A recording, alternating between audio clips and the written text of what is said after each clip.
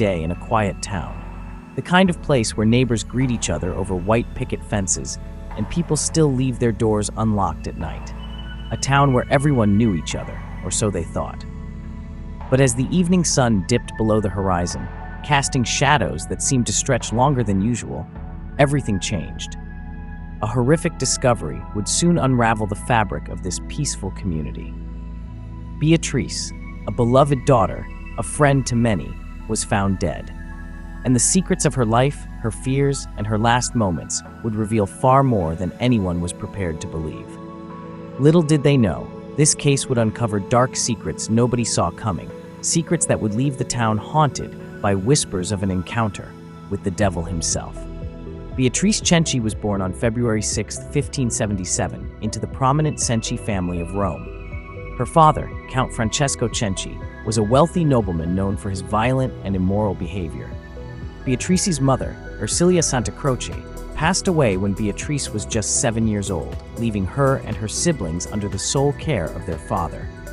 The family resided in the Palazzo Cenci, a grand residence situated near Rome's Jewish ghetto. Despite the opulence surrounding her, Beatrice's life was far from enviable. Her father, Francesco, was notorious for his cruelty and debauchery. He subjected his family to relentless abuse, and it was widely rumored that he had committed heinous acts, including the rape of his own daughter, Beatrice. These allegations, though never officially confirmed, were supported by the testimonies of those close to the family.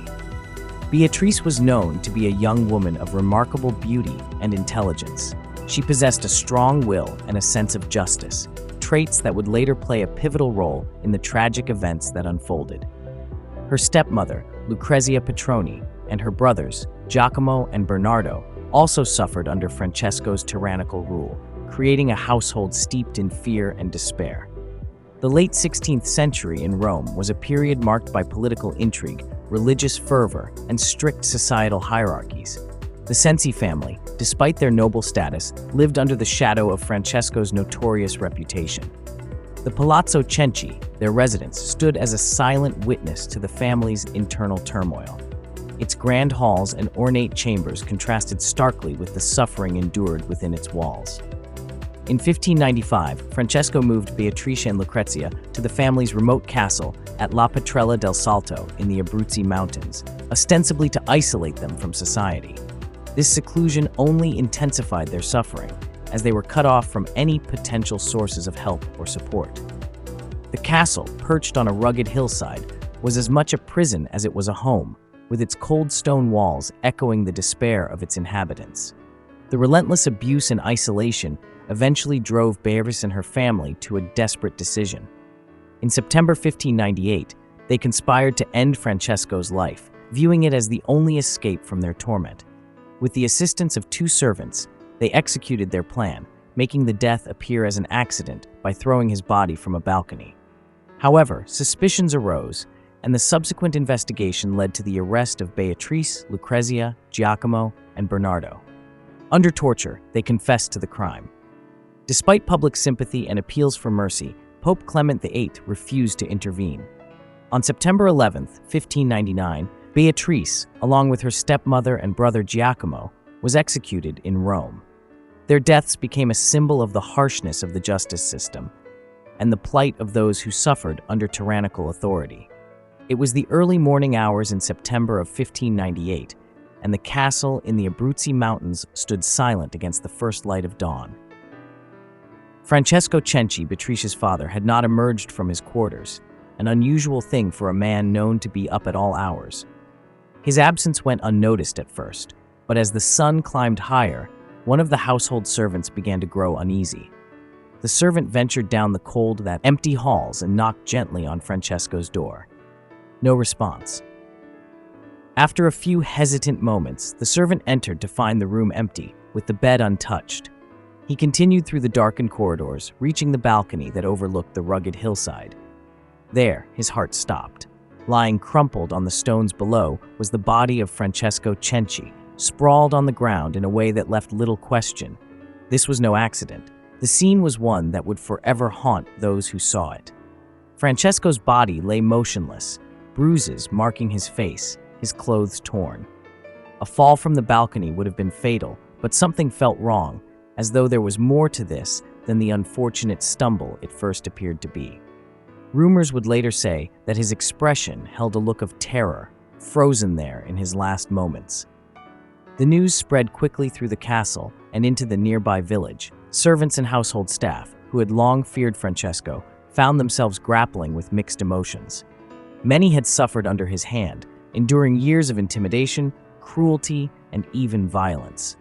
His death, sudden and brutal, left them in shock, perhaps not for the loss itself, but for the strange circumstances surrounding it. Whispers began to circulate among the staff and villagers alike, each person trying to make sense of what had happened in the shadows of that ancient castle. For Beatrice, her brother Giacomo, and their stepmother Lucrezia, the discovery brought something else entirely. A sense of fear gripped them, a fear that the truth would come to light.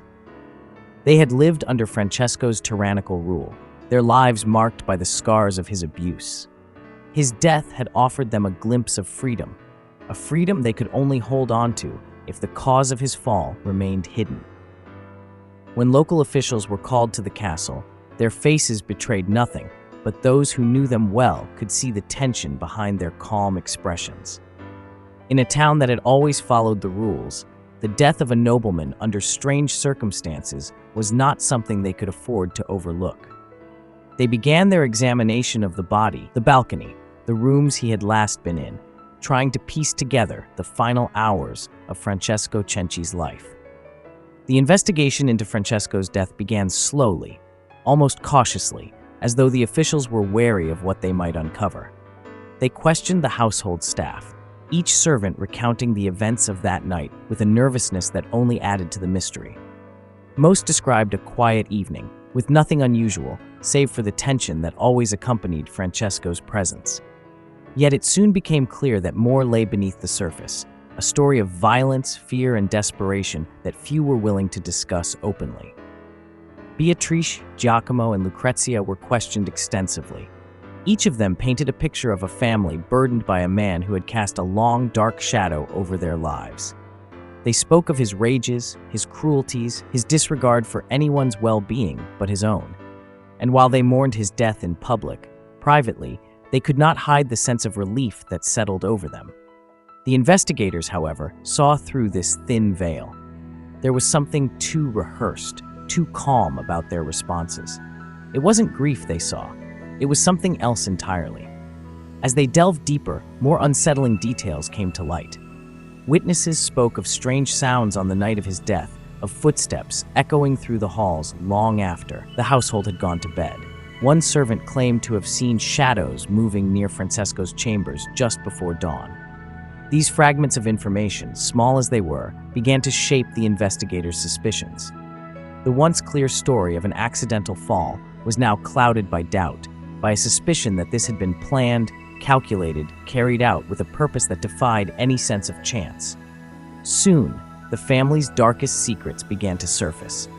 Under questioning, the rumors of abuse, long whispered but never spoken aloud, finally came to light.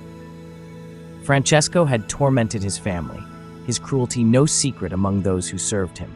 And so a chilling theory emerged, that the Cenci family had not simply lost a father and husband, but had taken his life with their own hands, freeing themselves from a tyrant they could no longer endure.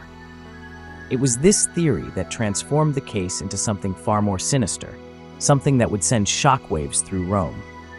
Beatrice, her brother Giacomo, and her stepmother Lucrezia were no longer just mourners. They were now suspects in a case that would test the very limits of justice and morality. As the investigation pressed on, the Cenci family faced relentless scrutiny. Each new piece of evidence, each conflicting account, only deepened the mystery surrounding Francesco's death.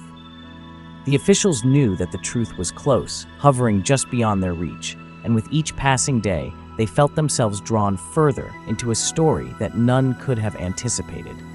A story of family, betrayal, and the desperate lengths to which one might go to escape a life of torment. As the days passed, the officials' suspicions grew, and they turned their attention to those closest to Francesco. His family, Beatrice, her brother Giacomo, and their stepmother Lucrezia, became persons of interest. Each was questioned, their lives dissected and analyzed, their every word weighed for signs of guilt. They each maintained that Francesco's death had been a tragic accident, that he must have lost his balance in the dark, falling to his end. But behind their explanations, officials saw hints of something far more complex. Witnesses from within the household, those who had served the family for years, began to speak in hushed tones of the torment Francesco had inflicted on his family. Stories emerged of his cruelty, his harsh punishments, and the heavy hand he wielded over his children and wife. Some even claimed to have seen bruises, marks that could only have come from a life shadowed by violence. One servant, a young woman who had often been called to tend to Beatrice's needs, described seeing her once with a look of pure fear in her eyes, a look that told of suffering she would never speak aloud. But despite these statements, the officials were cautious. They had seen how fear could color memory, how hatred could twist perception. And so, they continued their investigation, looking for concrete evidence, something that would confirm their suspicions beyond the whispered rumors and fearful recollections. The investigation was not a simple one. In an era where forensic science was still a distant dream, the officials relied on observation, questioning, and intuition to piece together the truth. They examined Francesco's body, looking for signs of foul play.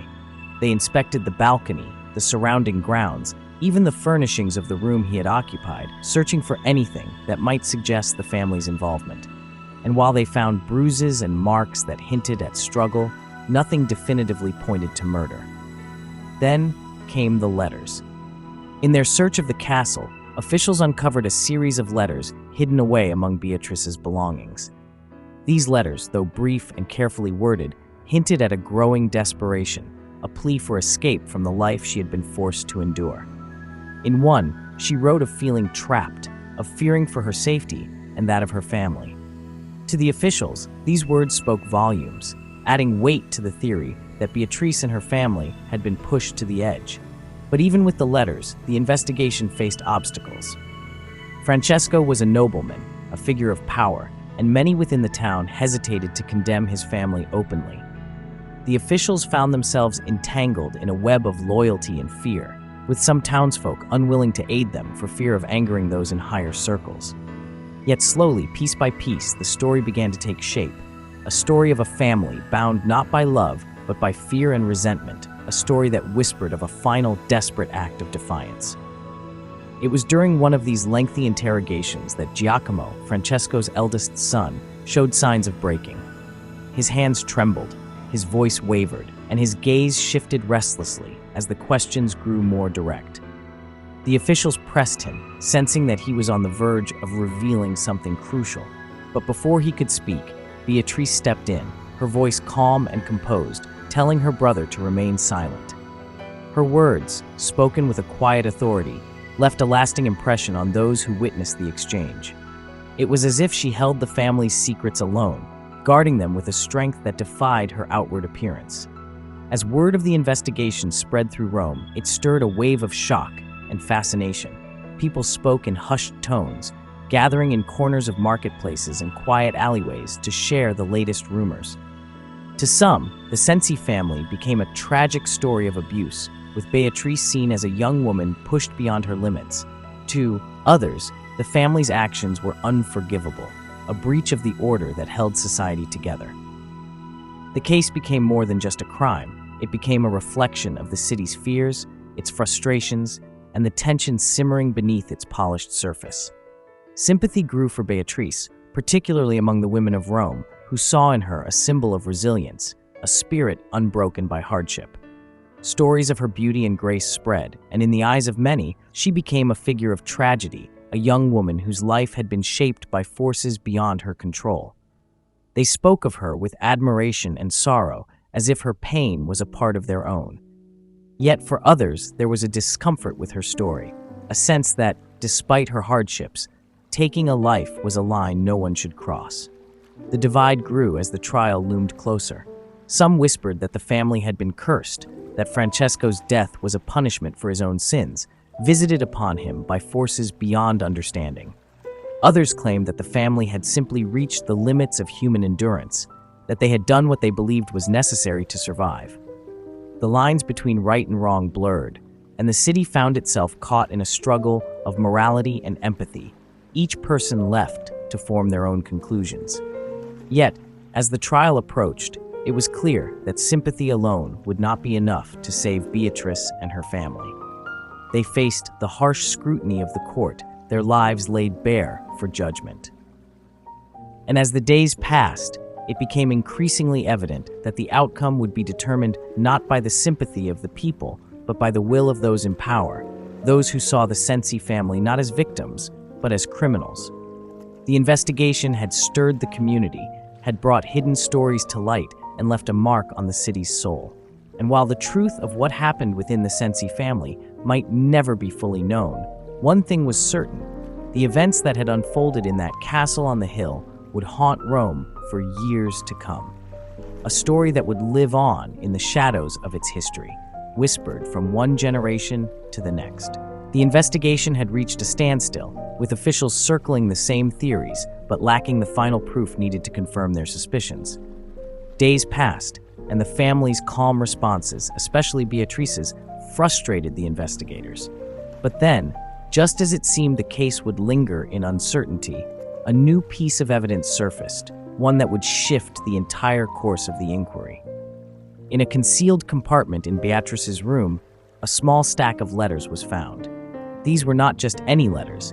They contained intimate thoughts, expressions of fear and anger, words that seemed to peel back the layers of Beatrice's life.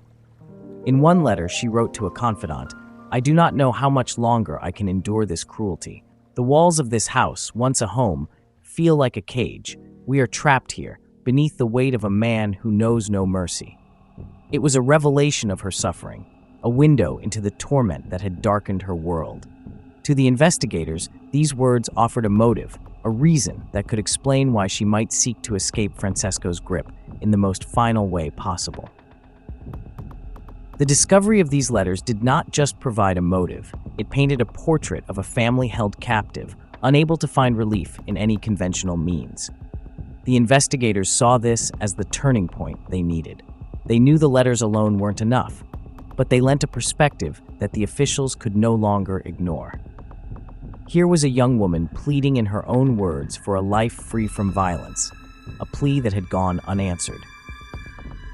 Following the discovery of the letters, the officials decided it was time to press Beatrice and her family with renewed focus.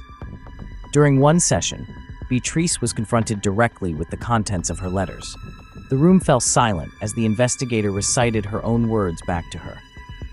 For a brief moment, Beatrice's composure faltered, her gaze dropping to the floor as if weighed down by the words she had written. The official leaned forward and asked, "Beatrice, did you feel that this was the only way? That there was no other escape from your father's grip?" She lifted her head, meeting his eyes with a quiet, fierce determination, and replied, "You do not know the things he has done. You have no idea what it is like to live in that house under his rule. I would have done anything to save my family from him." Her words hung in the air, charged with a desperation that left those present uneasy, unsure of whether they were witnessing the confession of a guilty soul or the honest outpouring of a victim. In that moment, the officials sensed that they were closer to the truth than they had ever been. It was clear that Beatrice bore deep scars, scars invisible to the eye, but etched into her spirit. And yet, even as her words painted a story of unbearable suffering, she maintained her innocence in the crime itself. It was as if she wanted them to understand her pain, but refused to admit to the act that would condemn her. The investigation now stood at a delicate point. The officials were torn. On one hand, they had a motive, a reason that could logically explain the crime. On the other, they had only circumstantial evidence, an account of a life filled with hardship, but no concrete proof of guilt. Beatrice's words continued to echo in the minds of those who had questioned her, stirring a conflict within them. Could they condemn a young woman whose life had been so filled with sorrow, or was she, in truth, the orchestrator of her father's demise? Rumors began to filter out of the interrogation rooms and into the streets. People spoke of Beatrice's striking defense, her refusal to break, even as the officials applied pressure. The public, who had already been sympathetic to her plight, now found themselves captivated by her bravery, her strength in the face of overwhelming scrutiny. Some began to view her not as a suspect, but as a tragic figure, a person who had endured more than anyone should, whose actions, if proven, were perhaps driven by forces beyond mere defiance. The tension surrounding the case grew, not just among the officials, but throughout the city. People gathered outside the courthouse, hoping to catch even a glimpse of the young woman at the center of it all. The conversations, once whispered, now filled the streets as everyone speculated on her fate. Those in power, however, saw this growing sympathy as a threat. They knew that if public opinion swayed too far, it could compromise the outcome they sought, one that would uphold the authority of the law, no matter the circumstances. The investigation had reached a point of no return. The officials faced a choice: to push forward with the evidence they had, knowing it might lead to a conviction, or to seek further proof, risking the possibility that they would never find it. And all the while, Beatrice remained resolute, holding her ground as the storm closed in around her. She had faced her father's cruelty and now faced the judgment of an entire city. The path ahead would reveal truths that neither side was fully prepared for, truths that would echo through Rome for years to come. The investigation had reached its peak. Every thread, every whispered word and hidden letter had led the officials to a single conclusion. Beatrice, along with her brother Giacomo and their stepmother Lucrezia, were formally accused. On a cold morning, they were escorted from the castle that had once been their prison, now walking under the watchful eyes of those who had long pitied them. To some, their apprehension felt like the inevitable outcome of a long, simmering tragedy. To others, it was a miscarriage of justice, a punishment not for the crime they were accused of, but for the pain they had endured. The officials read the charges aloud, each word a reminder of the severity of their accusations.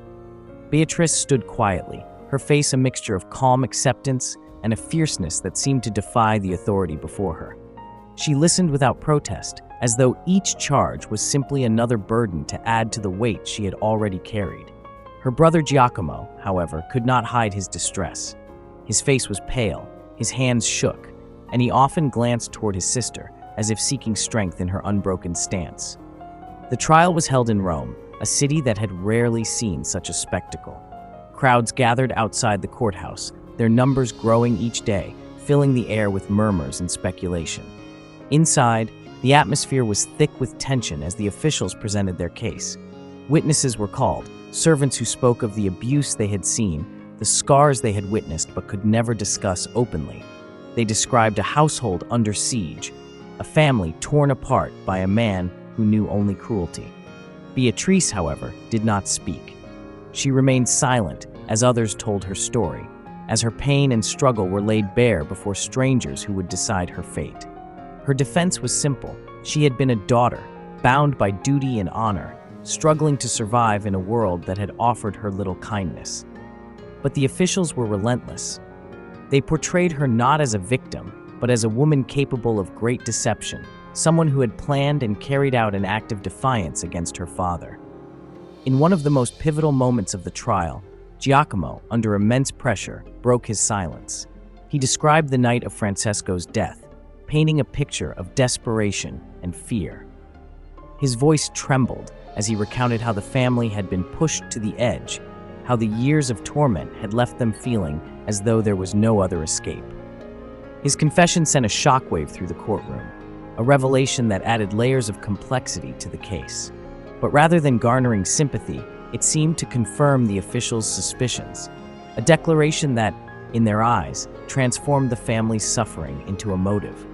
Throughout it all, Beatrice maintained her composure, her silence more powerful than any words could have been.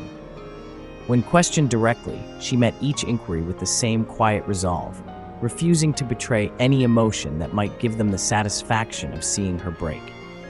She had already endured so much, and in the courtroom, she would endure a final test, a test of her strength and the limits of her endurance. After days of testimony, after hours of witness statements and pleas from the defense, the court reached its verdict. The sentence was harsh, uncompromising, a reflection not only of the family's actions, but of a system that sought to make an example of them. Beatrice, Giacomo, and Lucrezia were condemned to death, a decision that left the courtroom in stunned silence. For many, the verdict was a moment of bitter realization, a punishment that felt like a second tragedy, layered upon the first. The sentence sent ripples through the city. Some viewed it as justice, a consequence that could not be avoided. Others saw it as a condemnation of a family that had already paid the price for their father's cruelty. People gathered in squares and churches, discussing the trial with a mixture of sorrow and anger, questioning whether the punishment truly fit the crime or if the court had merely silenced voices that had suffered too long. On the day of the execution, the streets of Rome were lined with people who had come to witness the final chapter of the Cenci family's story. They watched as Beatrice and her family walked to their fate, heads held high despite the weight of the judgment upon them. She carried herself with the same dignity she had shown throughout the trial, her silence now a testament to her strength. In her final moments, Beatrice became a symbol to those who had followed her story, a figure of courage, a life marked by hardship and resilience. And so the Cenci family met their end, not as heroes nor villains, but as individuals caught in a tragedy that had spanned years. Their story would linger in Rome's memory, a tale passed down through generations, a reminder of a young woman who fought against the shadows in her life, and of a family whose only crime, perhaps, was seeking to escape their own suffering. The city would not forget Beatrice, nor the heavy cost of the justice it had demanded. And in that way, her story lived on, a quiet voice echoing through the years, reminding those who listened of the strength one could find, even in the face of overwhelming odds. After the Cenci family met their tragic end, the echoes of their story lingered in the minds of those who knew them, as well as those who had only heard of them from afar. For their remaining relatives, friends, and the servants who had witnessed years of hardship within those castle walls, the execution brought a complex mixture of grief and uneasy resolution.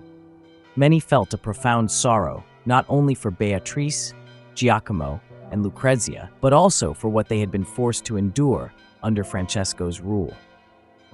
In quiet moments, those who had served the family would recall Beatrice's kindness, her courage in the face of her father's cruelty, and the quiet strength she carried to her final days.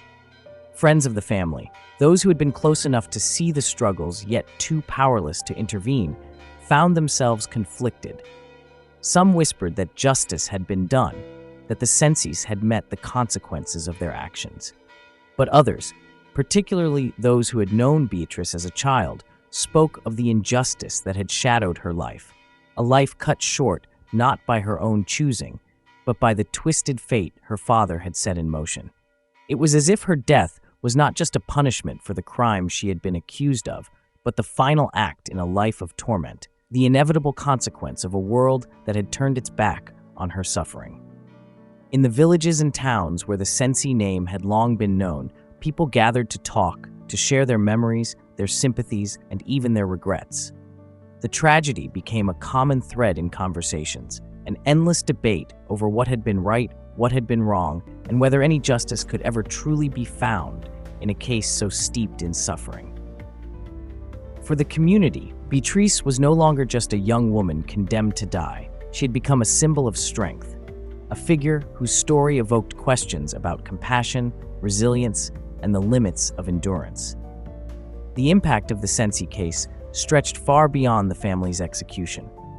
Among the people of Rome and across Italy, it became a catalyst for discussions about the cruelty often hidden behind the closed doors of noble families, the power that men like Francesco wielded unchecked over those bound to them by blood or duty. Whispers began to circulate, whispers that questioned the justice system, that wondered if other victims might one day find themselves on the wrong side of the law merely for seeking an escape from their own torment. In the years following the trial, public sentiment slowly shifted. Many began to view the Cenci case not only as a crime, but as a tragedy that could have been prevented if society had paid closer attention, if those in power had recognized the warning signs within the walls of that castle. Some say that the tale of Beatrice Cenci prompted certain members of the nobility to be more cautious in their treatment of servants and family members, fearing that one day their own actions might lead to the same ruin. The story became a quiet reminder, a cautionary tale of what could happen when power is wielded without regard for humanity. Even in the art and literature of the time, Beatrice's story found its place. Painters, poets, and writers were drawn to her tale, seeing in her a figure of tragic beauty, a woman forced to bear the weight of her family's suffering. Her likeness was immortalized in portraits, her story told and retold across generations. For many artists, she became a symbol not just of a life lost, but of a soul who had resisted oppression, even as it took everything from her. Her legacy became woven into the culture of Italy, her name known by those who had never even set foot in Rome. Yet, despite the verdict, questions still lingered, questions that would remain unanswered for generations. Some wondered if Beatrice had truly been guilty, or if her role in her father's death had been exaggerated, shaped by officials who sought to maintain control over their society. Did she act of her own accord, or was she merely a participant in a plan devised out of desperation? These uncertainties left room for doubt, for sympathy, and for the haunting possibility that her punishment might not have been entirely justified. There were also those who questioned the role of the church and the state, both of which had played a powerful part in condemning her. Could more have been done to prevent the cycle of abuse that had defined her life? Was there, perhaps, an element of injustice woven into the very fabric of her story, an injustice not born from her actions, but from the society that had watched her suffer in silence for so many years? And as time went on, some began to believe that Beatrice's spirit lingered, as though her story refused to fade into the past. Legends grew around her name, tales of her ghost wandering the halls of the castle, a presence that could not be laid to rest. It was said that her memory haunted the city, that her story would be told and retold for generations, keeping alive the questions that had never been answered, the mysteries that would forever surround her life and her final moments. In the end, the story of Beatrice Cenci became more than just a crime. It became a testament to a life shaped by pain, a symbol of resilience in the face of overwhelming darkness. And though the answers may never be found, her legacy endures. A voice from the past that continues to ask questions, to challenge the bounds of justice, and to remind us all of the strength that lies within even the most broken souls. Her story lives on, woven into the memory of a city that cannot forget, a city that will always remember the young woman who, despite it all, held her head high until the very end. As we reach the end of Beatrice Cenci's story, we are left with more than just the account of a life lost and a family's tragic fall. Hers is a story that raises questions about justice, resilience, and the shadows that can linger within even the most privileged lives. She was a young woman, born into a world where her choices were few, where her suffering went unseen by those who had the power to make a difference. Beatrice's story stands as a reminder of the harsh realities faced by those who live in silence, those whose struggles are hidden behind the walls of power and influence. It speaks to the importance of compassion, of the responsibility society bears in seeing the pain of its people, and of the dangers that arise when that pain is ignored. Her life and death tell us of a strength that endured even under the weight of cruelty, a strength that could not be broken even by the harshest judgment. And so, as we remember Beatrice, we might also consider the countless others throughout history who, like her, have borne untold hardships, often unseen and unheard. Her legacy is not just one of tragedy, but of courage, an unwillingness to yield, a quiet defiance in the face of despair. Through her story, we are reminded that justice, though often elusive, is something worth striving for, and that true strength can sometimes be found in the voices of those society overlooks. For those who reflect on this story, let it be a call to listen, to see, to acknowledge the suffering of others, even when it is hidden behind doors that seldom open to the world. And let it remind us that compassion can be the bridge that changes a life, the difference between endurance and freedom. May we hold Beatrice's memory as a testament to the importance of empathy, to the understanding that sometimes the hardest battles are fought in silence. Join us next time as we step into another story from the annals of history, a story of courage, mystery, and the human spirit's unbreakable will. From the forgotten corners of ancient castles to the bustling streets where secrets hide in plain sight, we will bring you closer to the lives shaped by circumstances beyond their control, the lives that remind us of the threads connecting us all. Until then, remember the story of Beatrice and let it inspire a deeper understanding of those around us.